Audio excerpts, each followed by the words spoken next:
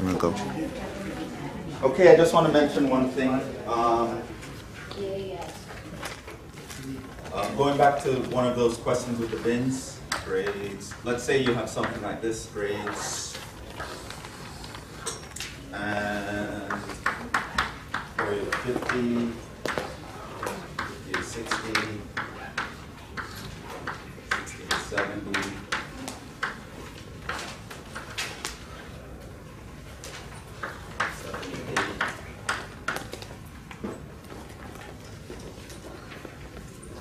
I'm going to do two of these. I'm going to set up, let's say I was doing frequency. Here it's 18, here it's 10, here it's 5, here it's 7. So this was actually a question from test 3, version 8. So one thing you can ask be to find the, estimate the mean and the median. So the total here was, I think it's 40.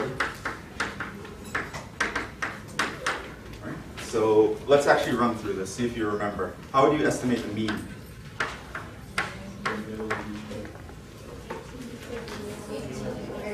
$18 times?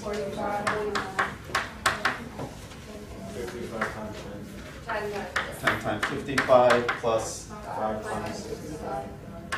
5 times 65 plus 7 times 75 all over 40. Right, so now this, first I want to show what you can actually think of this as. You can sort of think of this as 18 over 40 times 45, right? Plus 10 over 40 times 55 plus 5 over 40 times 65 plus 7 over 40 times 75. Right? You can think of it that way, right? And the answer ultimately was, I believe, 55.25. But what would these numbers be here? Probability. Right, you can think of these as relative frequency, which you can in turn think of as probability, right?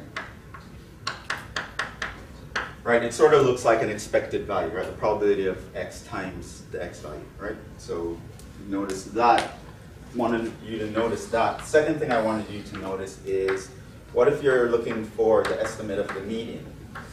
How did you do that?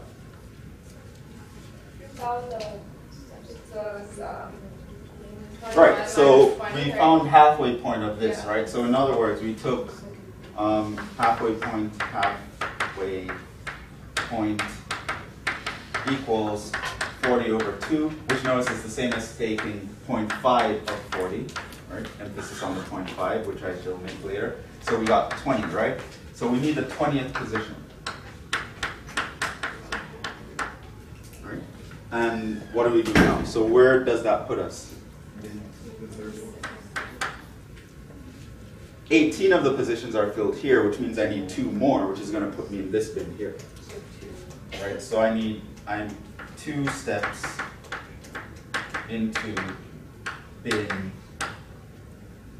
50 to 60, right? Okay, now what did we do after that?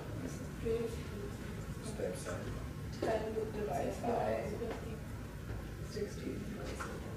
Now we took the bin length divided by the frequency, right?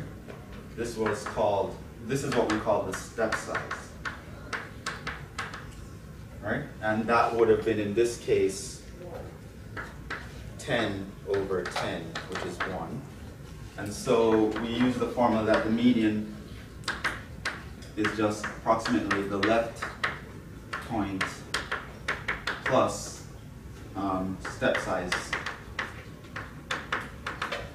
times number of steps.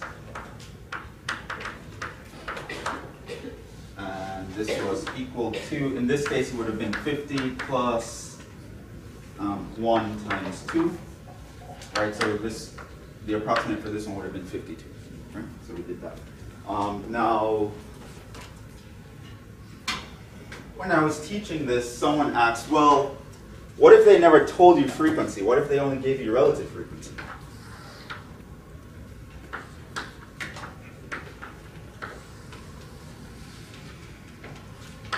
Alright, so let's pretend that I would give you this.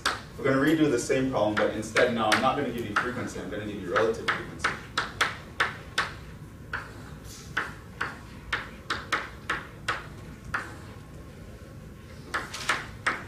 And we're going to sort of see how you deal with this case. So we weren't given frequency, let's say we're given relative frequency. I computed these. This was actually, this would have been 0.45, 0.25, 0.125, 0.175. Now, if you're only given this information, notice that, right, so forget this scenario. Now this is the scenario, right? I give you this information, right? Notice that I do not tell you how many numbers occur in each bin, and I don't even tell you what the total number of numbers are. Like the 40, you're not given that information. Right? If you're only given this information, how do you think you'd find the mean? You would take the relative frequency times the middle number of each bit. Right, you sort of see what the pattern is. What you've actually been doing here, you take the relative frequency times the middle number. Right, so here all you would have done is the middle number here is 45, take 0.45 times 45 plus 0.25 times 55 plus 0.125 times 65 plus 0.175 times 75, and it turns out that that's going to give you 55.25.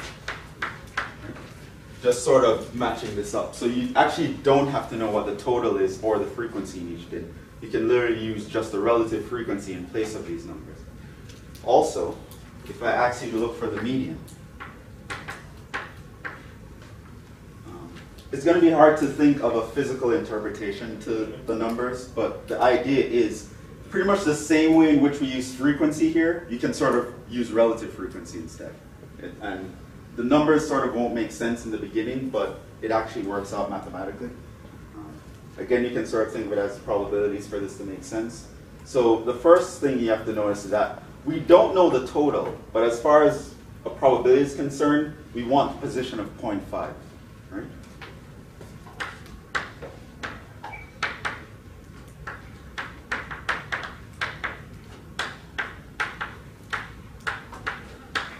So the first thing you realize, we need to get to the halfway point. This means up to 50% of the data, right? And basically what that means is you're simply going to figure out, well, it should be over here. We need to get up to 0.5, right? So if you're counting up these numbers, these are all decimals, they add up to 1. Where would the 0.5 be? Well, you continue from here, right? That will give you 0.45, which means how much more do you need? 0.05 more, right? So then you're like, okay, to get, this means we need 0.05 into the 50 to 60, right? Because that will give us the 0.5, right? 0.45 plus 0.05 gives us this much, but it doesn't put us past here because we have 0.25 in here, so we only need 0.05. And so that's how we figure out the position that we need, right? We know it's going to be in that bin, and it's going to be this much into that bin. Now, it's not as clear as saying, oh, that's the number of steps. It's sort of like a proportion, right? So you sort of think in proportions, but you sort of do the same thing. So now what we're going to do is we know that the left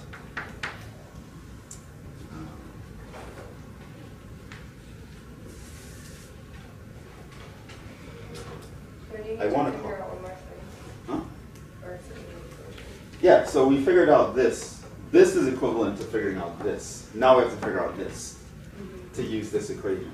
And again, the numbers aren't going to be whole numbers, so it's sort of going to look weird. But again, we have to do basically the same thing. I'm trying to figure out, do I want to actually call it by the same names? So what we did is we actually took the bin length over frequency, right? So here, what I'm going to look at is I'm going to look at the bin length over relative frequency instead. Right? So this would give me 10 over 0.25, and that was, what was that? What's that? That's actually 40, right? So because that's 1 over 40 we're going to multiply. Right, so you sort of think of this guy as your step size. Right? The same thing you did with frequency, do it with relative frequency instead. Right? And that's your step size, right? So it's not literally the step size, but you can think of it that way. And so here, and you can think of this as the 0.05 as the number of steps. And then you can actually apply the same formula. So the median here is approximately equal to the left point plus step size times number of steps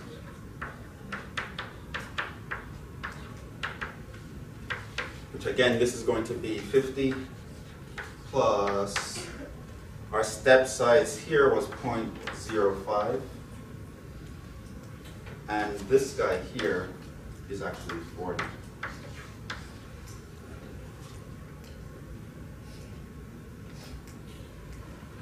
Right? And so what would that actually do? 52.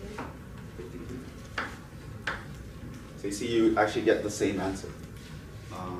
So it turns out that you can actually do this thing with less information than you actually think you need. Like, I don't need to know how many values actually fell in each part. I don't even need to know what the total number of students are. I can still get to the mean and the median.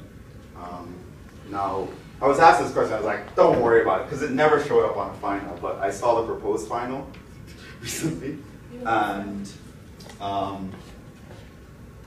Park isn't writing everything, he's writing it in conjunction with someone else, and that person suggested this. So Park may keep it, but he may not. He hasn't finished the final version yet. So I'm just saying, just in case he keeps it like this, I don't want you to go in the final and freak out, oh my God, I don't know how to do it. Right? This is how you do it. It's sort of exactly the same steps you do it with use here, except you use relative frequency instead of frequency. It'll work out the same mathematically. I just wanted to show you guys that. Otherwise, most things are pretty standard. I think it's, again, a 12 choose 9 sort of format, from what I remember. I just glanced at it for a very short time. Yeah, the typical things are there. You know, there's a separation of variables question, there's a modified orders question, there's that, the null clients question, there's, of course, binomial. Approximate a normal with a binomial, there's a normal question. The probability question isn't, the probability question usually is a choosing balls from an urn or something kind of question, but I think it's different now. It's sort of one where you have to like think a little bit. Let's see. Yeah, it's one of those things you're gonna have to like draw a diagram and know how to count what you're after. But yeah, other than that, it's pretty much standard. Huh? Do you know where it is yet? Yes, I know where it is. I took a picture of it. Well, let me.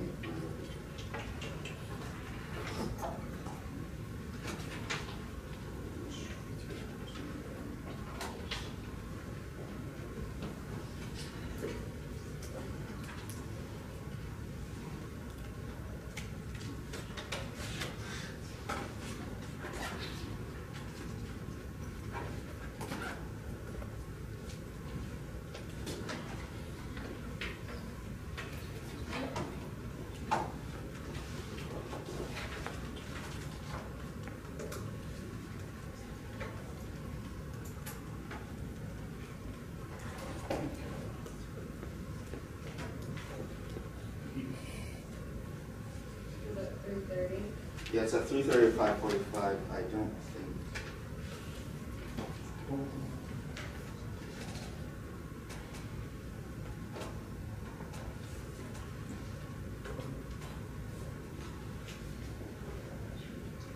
Yeah, I didn't actually take a picture. It's in the Marshall building though. I'll email everyone because I have to give you your seat assignments anyway. So when I'm emailing your seat assignments, I'll email you the location. The locations, by the way, for all the math funds, they're actually posted on the door of the math department. There's like this huge list for the departmental funds. So you can figure it out there if you can't wait. You need to know now, but I'll send you that information. Unless there are any other questions, you can just stop. Yes. Huh? It's on next Thursday. It's the 21st at 3:30. I actually have 2 other finals that day. If they're not, like, you Yeah. have a 2-hour gap between one of them. Otherwise, they're not going to be. You can move the middle one if you want. Yeah. That's like policy. Okay. Okay.